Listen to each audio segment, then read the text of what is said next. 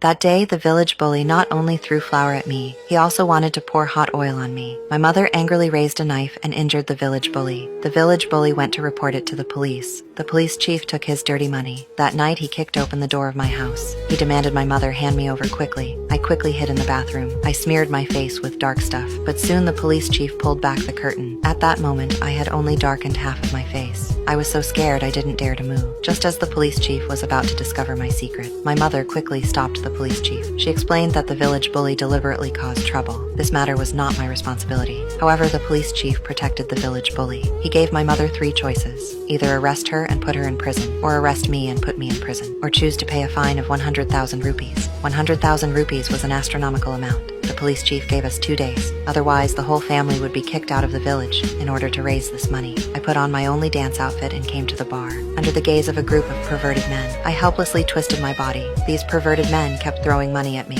The police chief was also on site, happily filming videos. Suddenly, I seemed to see my dead father, constantly forcing me to dance to make money for him. Although all of this was a hallucination, I fled the bar in terror. This group of perverted men chased closely behind. During the escape, I accidentally fell into a puddle. My whole body was covered in mud. The police chief immediately ordered people to wash me clean, then go back and continue performing. I was so scared I begged the police chief to let me go back to shower, but before I finished speaking, water had already been sprayed at me. The dirt on my body slowly faded away. When that group of men saw my true appearance, they were all amazed by me. Suddenly, someone said I belonged to him. The police chief directly shot him dead. The police chief warned the other people around. No one should think about making a move on me. The police chief stared straight at my body. I quickly fled the scene, but the police chief didn't chase after me. He seemed to have other plans. Early the next morning, news came that my brother was arrested at the police station for stealing money. I quickly went to the police station, and when the police chief saw me, he released my brother. Of course, he also had conditions, which was to make me marry him. We had just returned home. We saw the police chief had sent over wedding clothes, and tomorrow he would come to marry me. The village pastor knew the police chief was very bad. He slipped my mother some money, telling us to quickly leave the village. However, as soon as we went out, the police chief was already waiting on the main road with the wedding procession.